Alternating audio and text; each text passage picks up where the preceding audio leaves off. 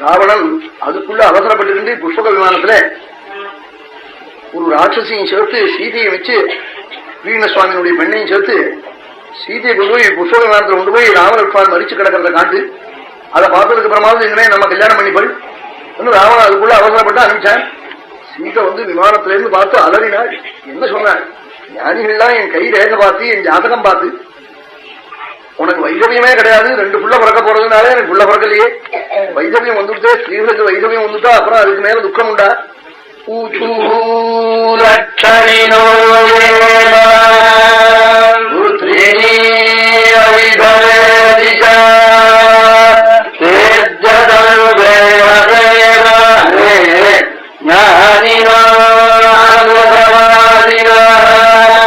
ஞானிகள் பொய்யர்களா போட்டாலே ராமலட்சுமணால் மறிச்சுட்டாலே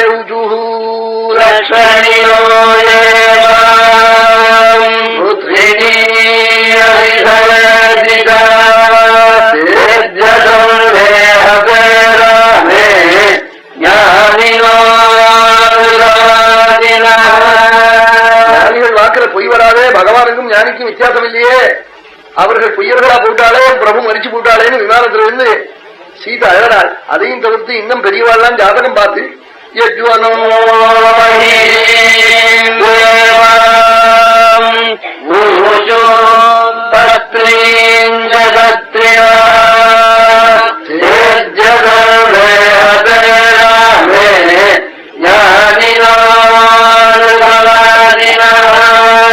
யாகம் பண்ண போறாளும் பக்தான்னு சொன்னாலே, சத்திரயாகம் பண்ண போறாளும் கல்யாணம் பண்ணிக்கிற ராஜானாலே, நீ பிரபு சத்திரயாகம் பண்ணலையே, ஞானிகள் பொய்யர்களா போட்டாளே என்று கதறினாள்.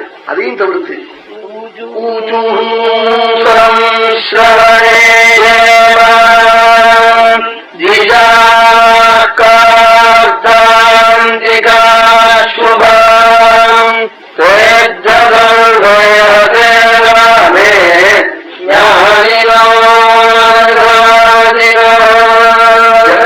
ஜோசியால் வந்தாலும் குழந்தை ஜாதகத்தை காமிப்பாளா?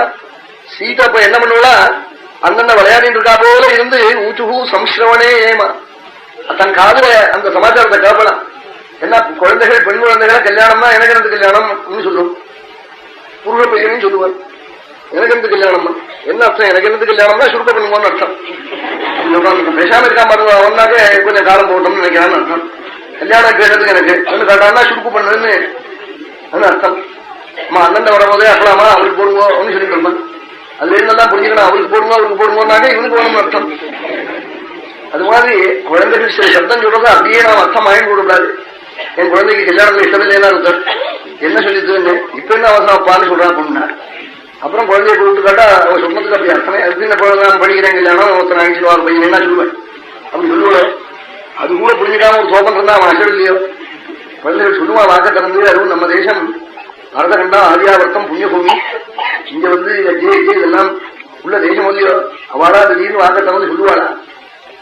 என் காதல விரும்புது பெரியோர்கள் சொன்னாள். என்ன சொன்னாள் தெரியுமா? திவ்ய லட்சணங்கள்லாம் அமைஞ்சிருக்கு கையிலே. பெரிய சக்கரவர்த்திக்கு பத்னியா போறாள், 1000கணக்கான வருஷம் கணவனோட இருக்க போறாள் சொன்னாலே எல்லாம் பொய்யா போயிட்டேன்னு அழுதாள்.